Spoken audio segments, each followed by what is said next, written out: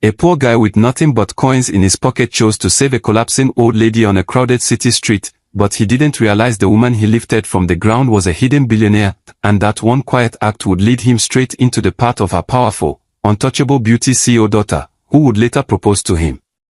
He missed the job that could have saved his life just to help her, but by the next morning, security doors that never opened for ordinary people were opening for him without question. The old lady he thought was weak watched him with eyes that were anything but helpless, but why did she seem more interested in his choices than his words? And her daughter, the CEO who built her empire on control, who never trusted anyone, who never needed anyone, but why did she keep watching him like he was the only problem she couldn't solve? How does a poor man become the center of a billionaire's world? What did the old lady see in him that no one else ever did? And what could make a woman who rejects everyone choose to kneel and propose to him instead? Daniel Reeves had exactly 2,300 Nigerian nairas left in his wallet, the last of it. Enough for transport to an interview that could finally pull him out of the life that had been quietly closing in on him. The city surged around him, cars honking, heels clicking, voices overlapping in a rhythm that never waited for anyone. Daniel checked the time. "Not today, please not today," he muttered under his breath, quickening his pace. His jacket was worn at the edges, but clean. His shoes old, but carefully polished. He carried himself with a quiet discipline that didn't match his circumstances.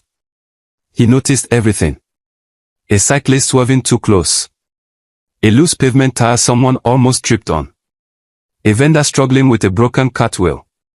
He slowed instinctively, then forced himself forward. "Focus, Daniel. Just this once, focus." But that instinct, to fix, to help, had never really left him. Years earlier, in a lecture hall that now felt like someone else's life, a professor had once said, "You don't just see problems, you see how the world should be." That word didn't wait for him. When his mother fell ill, hospital bills stacked faster than hope. Daniel dropped out without ceremony. No farewell. No return. By the time she passed, the system he trusted had already moved on without him. Now, all he had left was this interview. A second chance. He tightened his grip on the envelope and stepped into the busiest stretch of the street. Then something shifted. Not loud. Not dramatic. Just wrong. A ripple in movement. People adjusting their path slightly, avoiding something without stopping. Daniel's eyes followed it. And found her.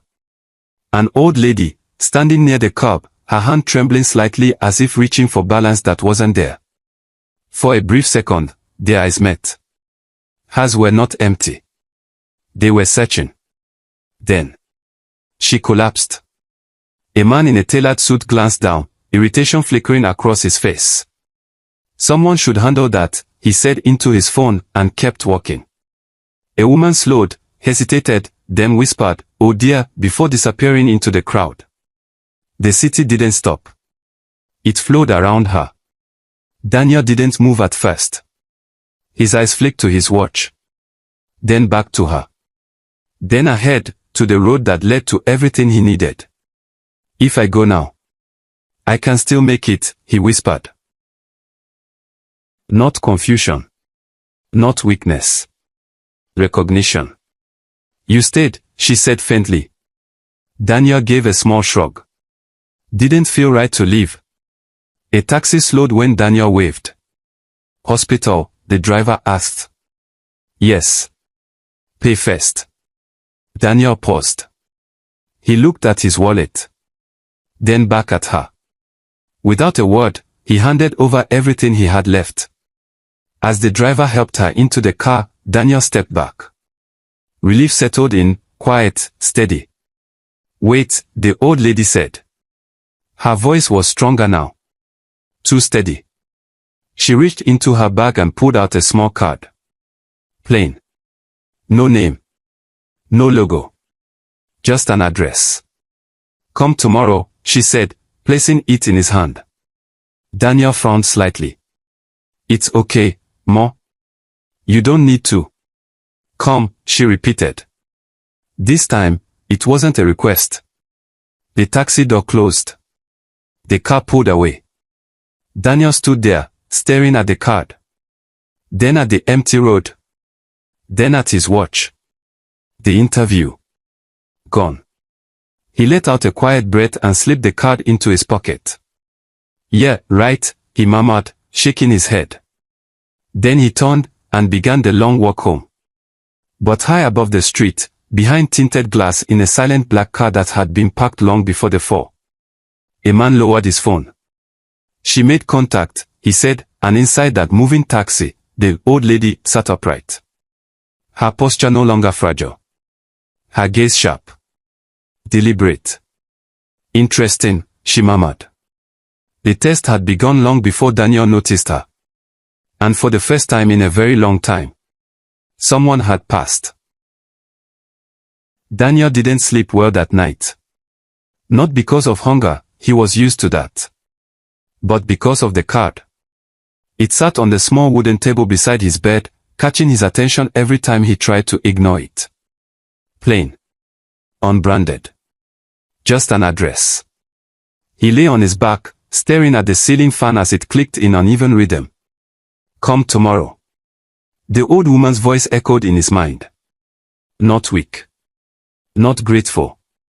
Certain. Daniel turned his head slightly and looked at the card again. Probably just someone trying to say thank you, he muttered. But something didn't sit right. He replayed the moment in his head. The way her eyes had changed. The way her voice steadied too quickly. The way she looked at him, not like someone who had just been helped, but like someone who had just confirmed something. Daniel sat up slowly. That wasn't normal, he said quietly. Across the room, a small metal shelf held a few belongings. Tools. Old textbooks. A carefully folded document. He walked over and picked it up. His unfinished engineering admission. A future post in ink. Flashback. Hospital corridors. Bills piling up. His mother's weak smile. You'll go back someday, she had whispered. Daniel never answered. Because deep down, he didn't believe it.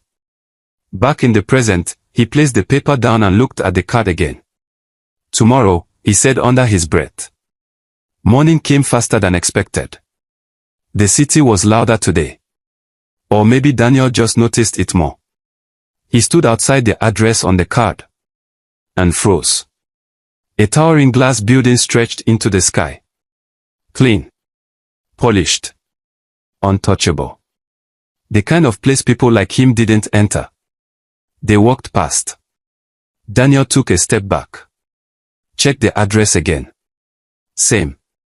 No, this can't be right, he said. Two men in suits exited the building, speaking in low tones.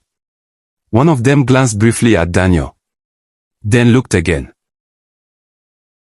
This time, longer. Daniel shifted uncomfortably. Maybe I should just leave, he murmured. He turned slightly. Then stopped. If I walk away now. He exhaled slowly. I'll never know. He straightened his jacket. Ran a hand through his hair. And stepped forward. Inside, the air felt different. Cooler. Quieter. Controlled. The receptionist looked up. Her expression changed instantly. Good morning, she said, standing. Are you Daniel Reeves? Daniel blinked. Yes. She smiled, not politely. Knowingly. They've been expecting you. Daniel's stomach tightened. Who is they? He asked cautiously. But instead of answering, she gestured toward a private elevator. Please, she said. As the elevator doors opened, Daniel hesitated for just a second. Then stepped inside. The doors closed behind him with a soft, final sound. And as the elevator began to rise, Daniel realized something that made his chest tighten slightly. This wasn't a thank you visit. He just didn't know yet what it really was. The elevator rose in complete silence, smooth and uninterrupted, as if it had been waiting for him long before he arrived. Daniel stood still, hands loosely at his sides, trying not to look as out of place as he felt. The mirrored walls reflected him from every angle, his worn jacket, his tired eyes, the quiet uncertainty he couldn't hide. He shifted slightly. "This is wrong," he murmured under his breath. "There's no way this is for me." But the elevator didn't stop. It climbed higher and higher, until it finally slowed and opened. The floor he stepped into didn't look like an office. It looked like power.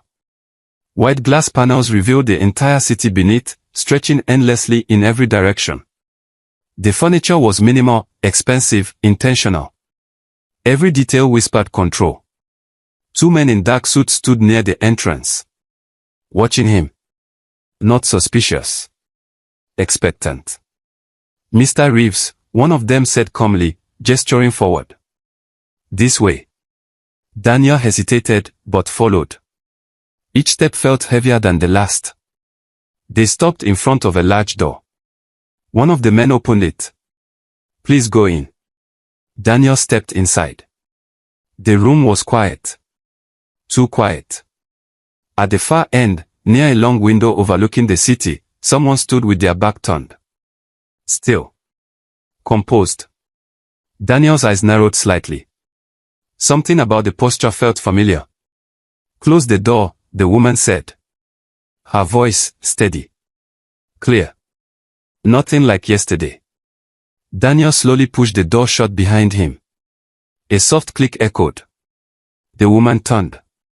And in that moment, everything shifted. The fragile, trembling old lady from the street was gone. In her place stood a woman with presence, sharp, controlled, unshaken by time or circumstance. Her posture was straight. Her gaze unwavering. Her weakness, completely gone. Daniel blinked, trying to process what he was seeing. "You," he said, almost unsure. She studied him carefully, her eyes scanning his reaction, measuring it. "Yes," she replied calmly. "Me." Silence filled the room for a second longer than comfortable. "You don't look surprised enough," she added. Daniel let out a small breath, shaking his head slightly. "I'm trying to understand what's happening first." A faint smile touched her lips, not warm, but approving. "Good," she said. "That means you think before you react." She walked slowly toward him, each step deliberate. Controlled. "My name is Evelyn Carrington." The name landed. Heavy. Familiar. Daniel's expression changed. Not dramatically, but enough. Evelyn Carrington. A name tied to headlines, industries, power. A woman rarely seen, but always felt. He swallowed slightly. "I've heard of you." "I would assume so," she replied. She moved past him, then turned again, studying him from a different angle, as if confirming something she already suspected. "You gave up your last money yesterday," she said. It wasn't a question. Daniel nodded once. "You needed help." "And your interview?" she asked. A small pause. "Then, I missed it." Evelyn watched him closely. Waiting. No complaint came. No regret. Just quiet acceptance. Something in her eyes shifted. "For years," she said slowly, "I have built everything I own by understanding people." She moved closer again. "Not what they say, but what they do when no one is rewarding them." Daniel frowned slightly. "So, yesterday was a test." "A simple one," she replied. "But not an easy one." Long before this moment, Evelyn had learned that wealth attracted masks. Business partners who smiled while calculating betrayal. Friends who stayed only while benefits lasted. A man she once planned to marry, who disappeared the moment her first company collapsed, taking what little she had left with him. She rebuilt everything from nothing. But she never trusted easily again. Instead, she watched. Tested. Waited. Back in the present, her voice softened, just slightly. "Most people only show kindness when it costs them nothing." She held his gaze. "You did the opposite." Daniel shifted his weight slightly.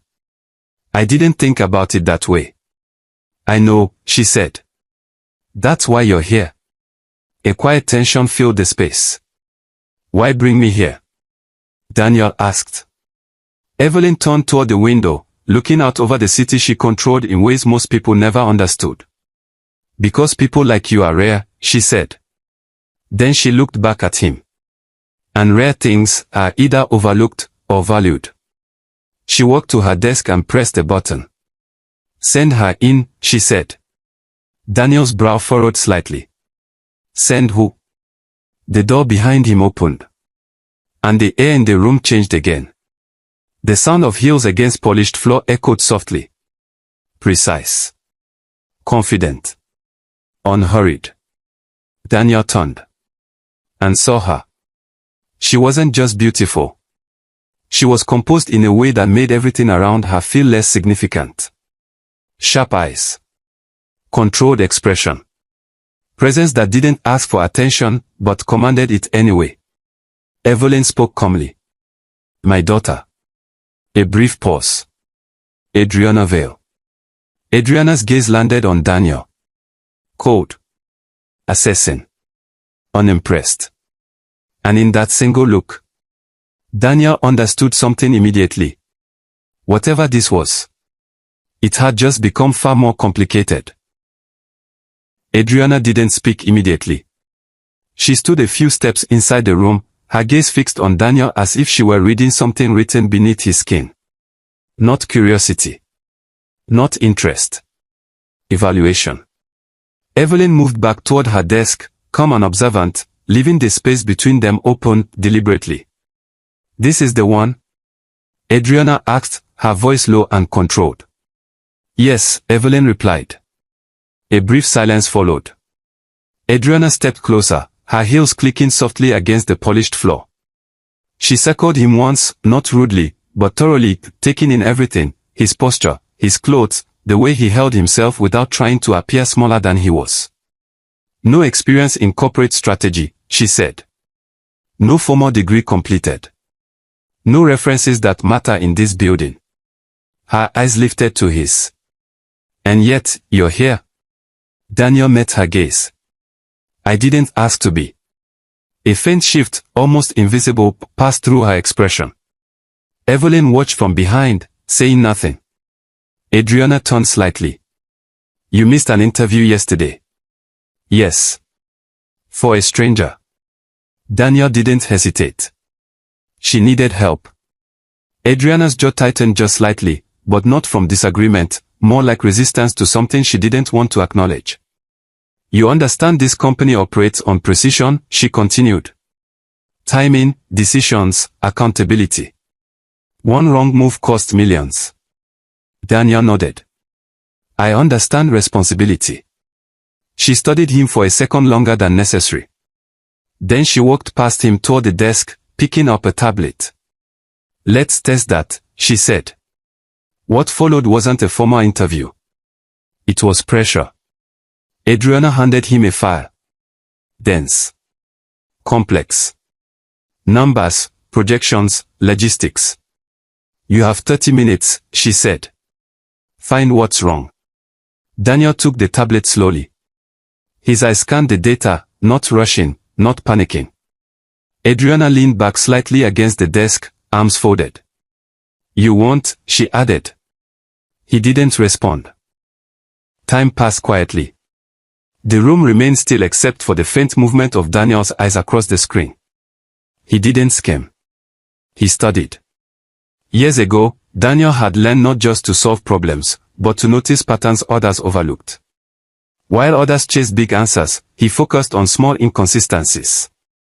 Because that's where real problems hid. After a while, Daniel lifted his head. The supply chain projection, he said. Adriana's eyes narrowed slightly. What about it? It assumes consistent delivery timing, he replied. But there's a delay factor here, and it compounds. He tapped lightly on the screen. It looks small at first, he continued, but over time, it creates a loss you wouldn't notice immediately, until it's too late. Silence. Adriana walked forward, taking the tablet from him. She scanned it quickly. Then slower. Evelyn's eyes flicked toward her daughter, not missing the shift. Adriana set the tablet down carefully. That's a theoretical issue, she said. Daniel shook his head slightly. No. It's already happening. That made her pause. You're basing that on what? She asked. Daniel hesitated briefly, not from doubt, but from habit. He wasn't used to being asked to explain himself in rooms like this. Patterns, he said simply. An experience. Adriana studied him again. This time, differently. Years earlier, a man had stood in a room like this, confident, impressive, convincing. She trusted his analysis. He was wrong. Not by accident, but by design. It nearly destroyed everything she had built.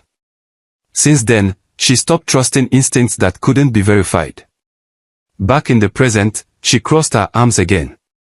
You're either very observant, she said slowly, or very lucky. Daniel gave a small, quiet shrug. I fix things, he replied. That answer lingered in the air longer than expected. Evelyn finally spoke. Give him something real, she said. Adriana glanced at her mother, then back at Daniel. Something unspoken passed between them. She turned and walked toward the door.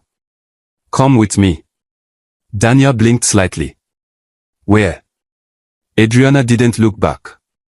If you're going to stay here, she said, you need to prove that wasn't luck. Daniel followed. As the door closed behind them, Evelyn remained where she was. Watching. Not just Daniel. But Adriana. Because this test was never only about him. Adriana straightened slightly. That detail mattered. More than she wanted to admit. She tapped her tablet quickly, pulling internal audit logs. Her expression changed subtly as she scanned. Daniel didn't speak. He waited. Years earlier, she had learned the cost of missing small inconsistencies. A minor delay in reporting had once allowed internal fraud to grow unnoticed for months. By the time she discovered it, the damage wasn't just financial, it was personal. People she trusted had been involved. Since then, she built systems designed to detect everything. But even systems had blind spots. Human ones. Back in the present, Adriana exhaled slowly. You shouldn't be able to see that, she said. Daniel shrugged slightly. I wasn't looking for permission. That answer lingered. Not defiance. Just truth. She turned off the screen. Then looked at him properly for the first time, not as a test subject, but as something harder to categorize. You understand what this means? She asked. Daniel nodded once. Someone inside is manipulating it. Yes. And you don't know who? He added. A slight pause. No, she admitted. That silence changed the air again. Because uncertainty inside her company wasn't supposed to exist. Adriana turned slightly. Then we go deeper. Daniel frowned slightly. Deeper into what? She looked at him directly now. The real system. They moved again. Downward this time. Past controlled floors. Past restricted access. Into a section of the building Daniel never even knew existed. The environment shifted again. This time quieter. Heavier. Screens lined the walls, displaying real-time operational flow across multiple cities. Daniel stopped briefly. This is national-level coordination, he said quietly. Adriana nodded. Global. Daniel looked at her. Why am I seeing this? She turned slightly. Because if you can understand what's broken here, she said, you might understand why I needed someone like you. A brief silence followed.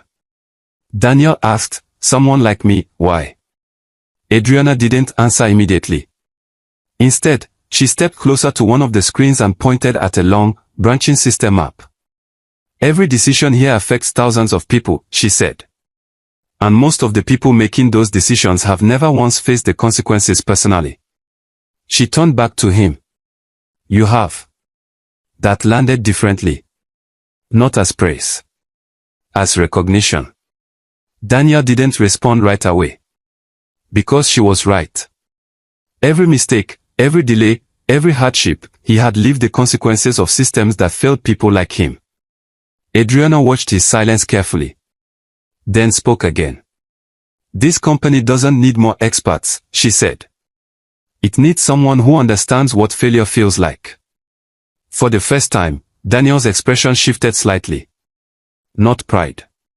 Not confusion. Something quieter. More grounded.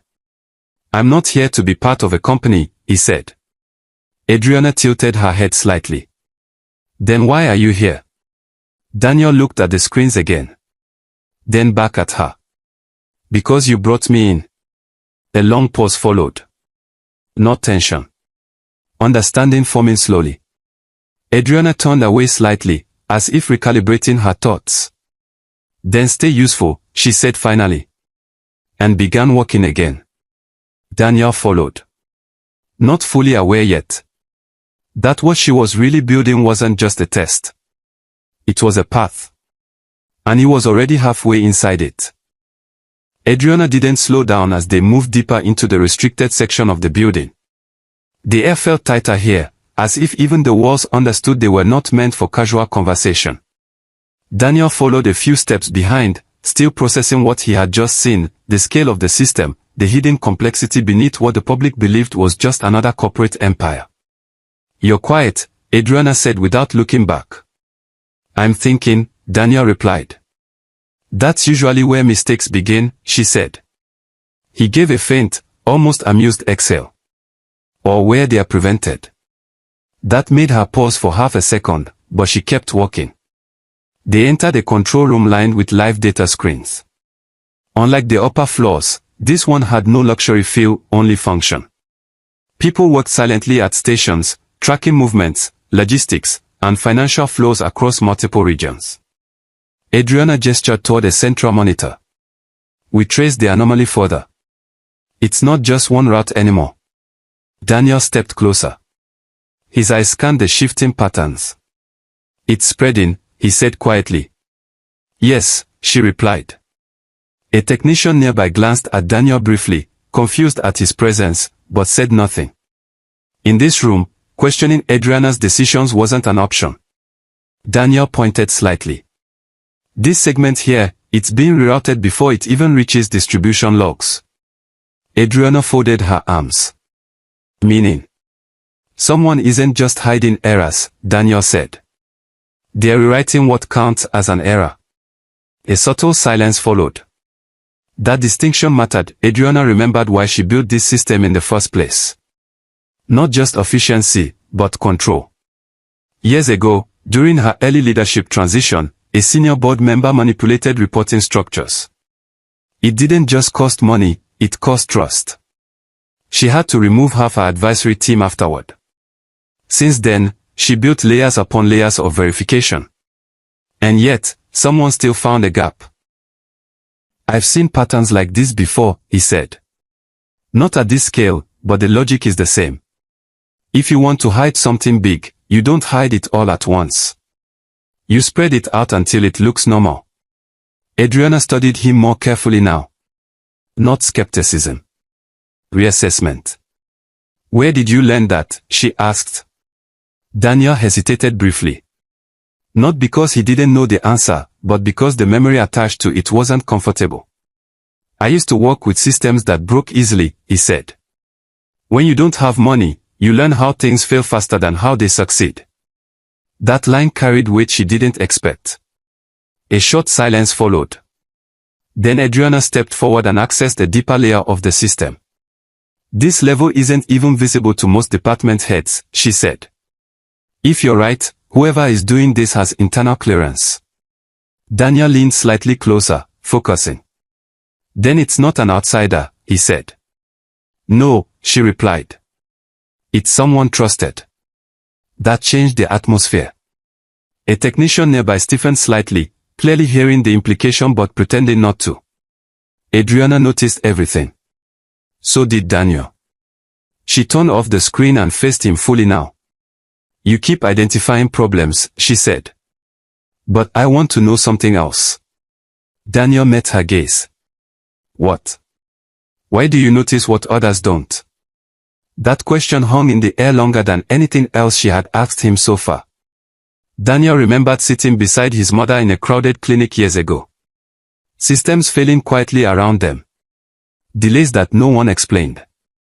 Forms misplaced. Procedures ignored. He had been young, but not blind. He saw how small inefficiencies became real consequences. People didn't always die from illness. Sometimes they died from delays. From neglect. From systems that forgot they were dealing with humans. Back in the present, he answered simply. Because I've lived inside systems that don't care when they break. Adriana's expression shifted slightly, not soft, but focused. That answer aligned with something she understood more than she expected. She turned and began walking again. Then you understand why this matters. Daniel followed. Yes. They reached a sealed access corridor. 2 guards stood at the entrance. They opened the door immediately when Adriana approached. Inside was quieter again. More private. More controlled. As they walked, Adriana finally spoke without looking back. If you're wrong, she said, you'll disrupt one of the most sensitive operations in this company. Daniel replied without hesitation. Then don't let me be wrong. That made her stop briefly. Not because of defiance. Because of certainty. She turned her head slightly. Confidence is easy. Accuracy is expensive. Daniel nodded. So is ignoring a problem until it grows. That line landed differently. Because it wasn't theory. It was experience. They reached the final door at the end of the corridor. Adriana placed her hand on the scanner. Before opening it, she looked at him. This next level will confirm everything you think you've seen, she said. Daniel met her gaze. Or prove me wrong. A pause. Either way, he added, you know the truth. The door unlocked. And they stepped inside. The door slid open with a quiet mechanical sigh, and the air inside the room felt different immediately, denser, colder, almost as if the space itself was designed to discourage hesitation. Daniel stepped in behind Adriana. This wasn't just another control room. It was deeper, more secure, and far more isolated than anything he had seen so far. The screens here didn't show summaries or regional reports, they showed raw, unfiltered system flows. Real-time movement of goods, money, and data across multiple cities. Adriana didn't speak at first. She walked slowly toward the center console and placed her hand on it, unlocking a deeper layer of access. Daniel observed quietly. Something about the way she moved here was different, less CEO, more strategist. Like someone who had been carrying weight alone for a long time. Look, she said finally. The main display expanded. What appeared wasn't just irregular. It was coordinated. Daniel's eyes narrowed slightly. This isn't random.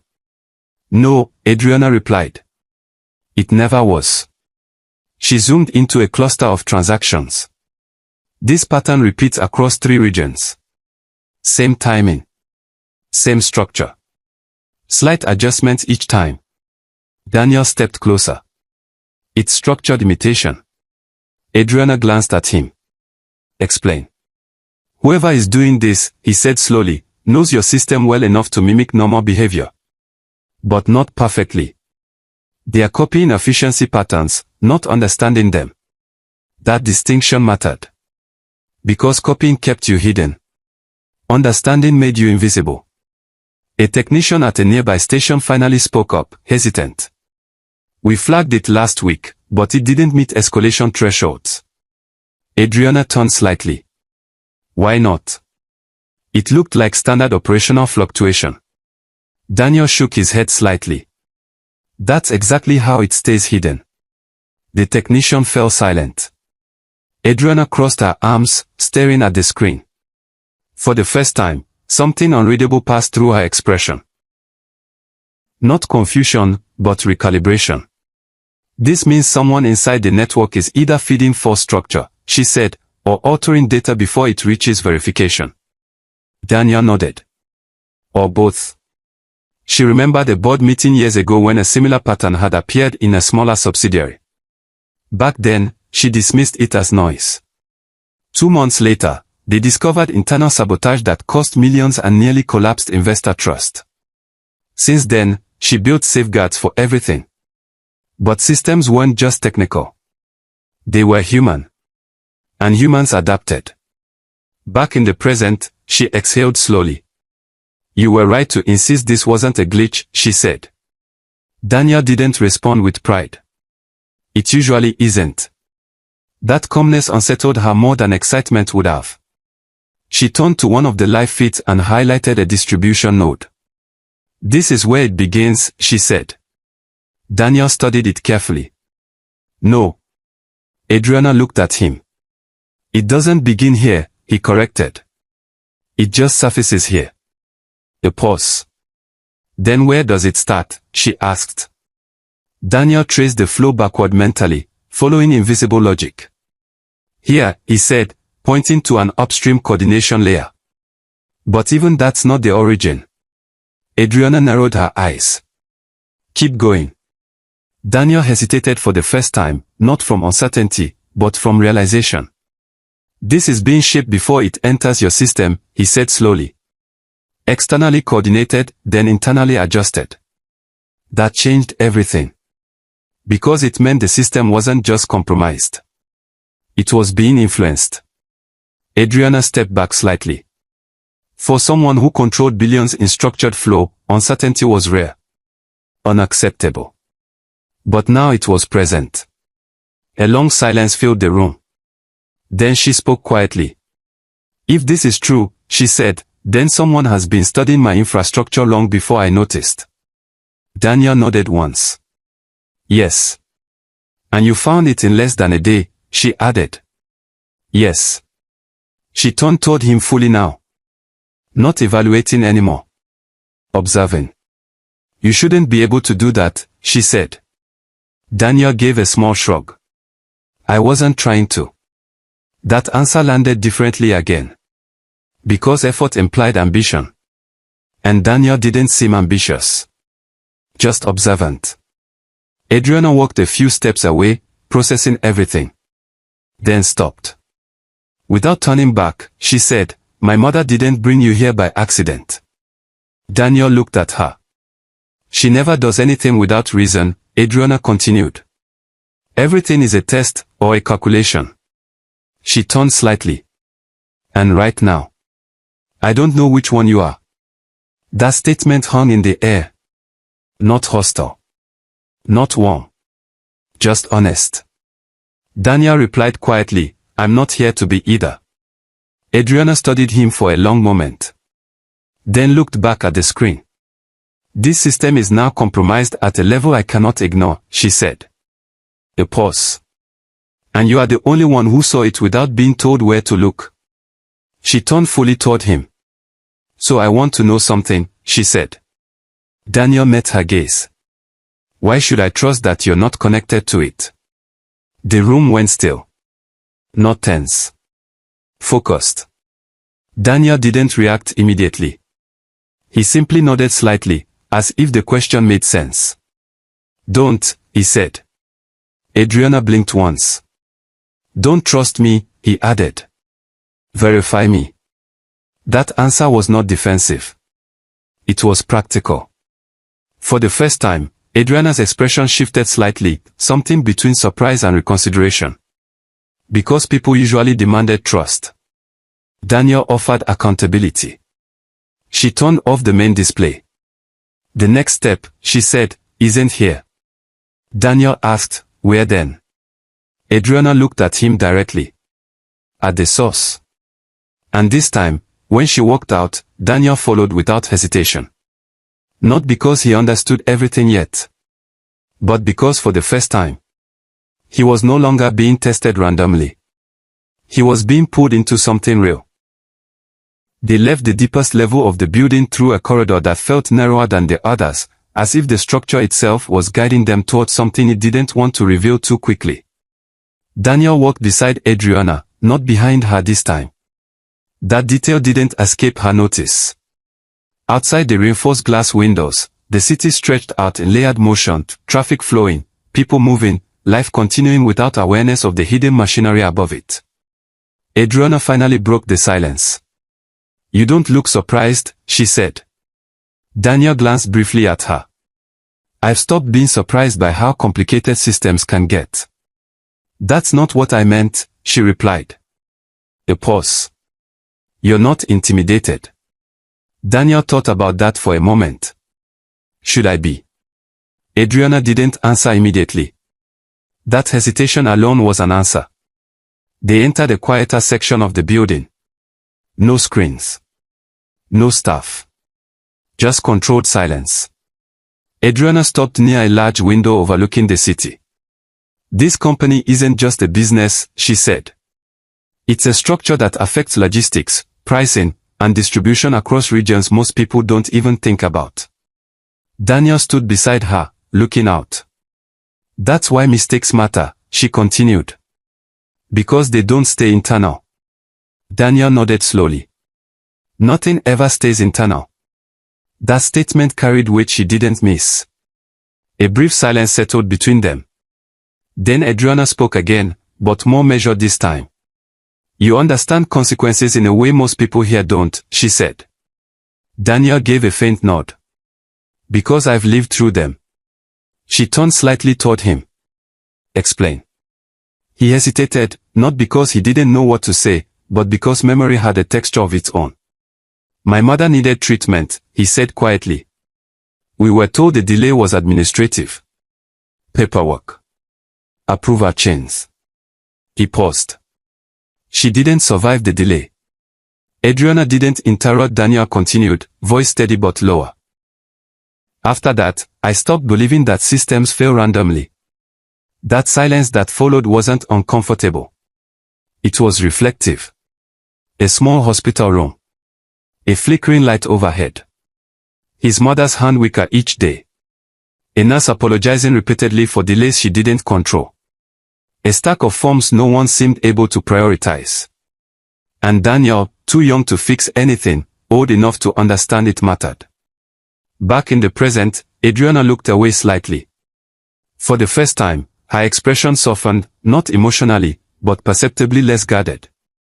"You didn't just notice the pattern in our system," she said. "You recognized the behavior behind it." Daniel nodded once. "Systems don't fail on their own. People either maintain them or manipulate them." That statement lingered. Adriana turned fully toward him now. "There's something else," she said. Daniel waited. "My mother trusts very few people," she continued. "And she brought you here without telling me the full reason." A pause. "That means she already decided something about you." Daniel frowned slightly. "I'm not sure that's a good thing." "It depends," Adriana replied, "on what she decided." She started walking again. Daniel followed. As they moved through the corridor, the tone between them shifted subtly. Less interrogation. More observation. Adriana spoke again, quieter this time. "You know, most people who come into my world try to impress me." Daniel glanced at her. "I'm not most people." A faint pause. "That much is obvious," she replied. They reached a private lift. Before stepping in, Adriana hesitated. Then said something unexpected. "Earlier, when you said I should verify you instead of trusting you." She paused. That wasn't the answer most people give. Daniel stepped into the lift beside her. "Most people want to be believed. I prefer to be understood." The doors closed. The lift descended slowly. Adriana watched the numbers change. "Understanding takes time," she said. Daniel nodded. "So does trust." A pause. "That's why they're not the same thing." For a moment, neither spoke. Then Adriana said quietly, "If what you found is real, then this isn't just internal fraud." Daniel looked at her. "No. She continued, it means someone has been studying our system long enough to predict it. Daniel nodded. Yes. And that level of knowledge doesn't come from observation alone, she added. It comes from proximity, Daniel said. That word changed the atmosphere again. Proximity implied access. Access implied trust. Trust implied betrayal. Adriana exhaled slowly. We need to know who, she said. Daniel responded without hesitation. We will. That we didn't go unnoticed. The lift doors opened into a quieter level of the building. Adriana stepped out first, then paused. She turned slightly. Daniel, she said. He looked at her. A bit past. You're either the most useful mistake my mother has ever made. A pause. Or. Adriana didn't finish the sentence immediately. The words hung in the air between them as the corridor around them stayed quiet, almost too quiet, like the building itself was waiting for her conclusion. Daniel stood still, not pushing, not interrupting. He had learned something important about moments like this: people reveal more in their pauses than in their statements. Adriana finally continued. Or the most dangerous variable inside this system. Daniel didn't react sharply. He simply nodded once, as if both outcomes made sense in their own way. Then treat me like a variable, he said calmly. Not a conclusion. That answer made her pause again, but this time she didn't respond. Instead, she turned and walked forward. Daniel followed. They arrived at a private section of the building that looked nothing like the rest. No screens. No staff. Just a single reinforced glass room at the end of the corridor, lit softly from within. Inside, Evelyn Carrington was already waiting. She didn't look surprised to see them. In fact, she looked as if she had expected this exact moment. Adriana slowed as she entered. Mother. Evelyn's gaze shifted briefly to her daughter, then to Daniel. You saw it, she said simply. Daniel replied, yes. Not proud. Not hesitant. Just factual. Evelyn nodded slightly, as if confirming something only she understood. Adriana looked between them. You already knew he would find it. Evelyn didn't answer immediately. Instead, she walked slowly toward the glass wall overlooking the city. I didn't know what he would find, she said at last. I only knew he would see what others ignore. Daniel's eyes narrowed slightly. Why me? That question landed in the room with weight. Evelyn turned halfway toward him. Because systems don't fail from intelligence, she said. They fail from indifference. A pause. And you are not indifferent. Adriana stepped forward slightly. This still doesn't explain why you brought him here. Evelyn studied her daughter for a moment longer than necessary. Then she said, because you needed to see him properly. Adriana frowned. I've been evaluating him. No, Evelyn replied softly. You've been testing him. That distinction shifted something in Adriana's expression. Evelyn continued, testing is about resistance. Evaluation is about understanding. A silence followed. Daniel looked between them. So what am I being evaluated for? Evelyn turned fully toward him now. For whether you will break or rebuild what others have already corrupted. Adriana's expression tightened slightly. And if he fails? Evelyn didn't look away. Then nothing changes. The system continues as it is. Daniel nodded slowly. And if I succeed? Evelyn's gaze sharpened slightly. Then you become something people like you were never supposed to become? That line lingered longer than anything else she had said.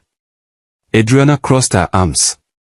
Your speaking like this was planned long before yesterday. Evelyn didn't deny it. Instead, she said, it was not planned for him specifically. A pause. But it was always going to require someone like him.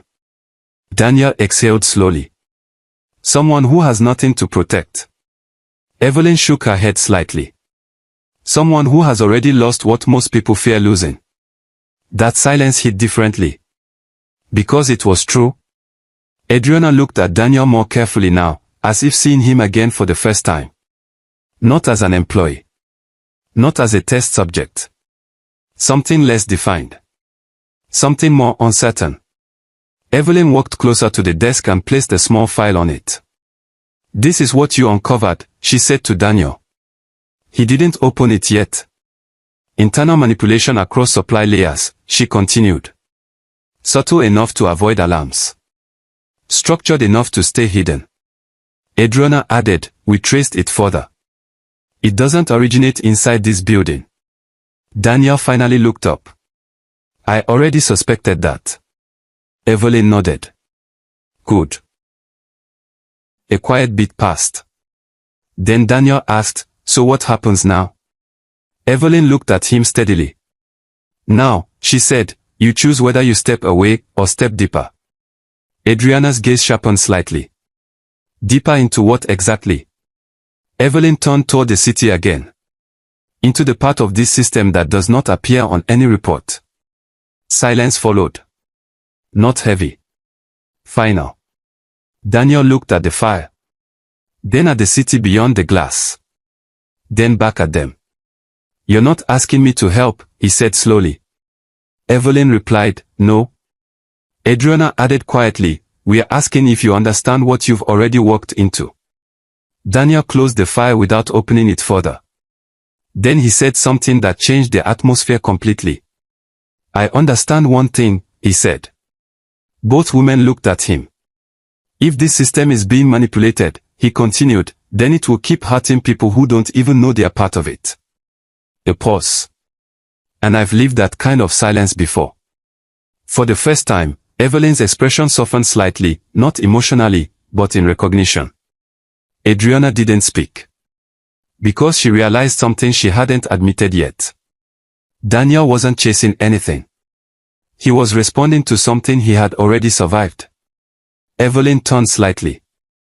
"Then it's decided," she said. Adriana looked at her sharply. "Decided?" Evelyn nodded once. "He stays." "A bit." "Not as an employee," she added. "Not as a guest." Her gaze returned to Daniel. "But as someone who sees what this system has forgotten how to see." Daniel didn't smile. He didn't celebrate. He simply nodded once. "Then I'll start with the truth," he said. Adriana looked at him. "What truth?" she asked. Daniel met her gaze. "Whoever built the distortion didn't just study your system." A pause. "They studied your trust." Silence filled the room. Because for the first time, even Evelyn didn't respond immediately.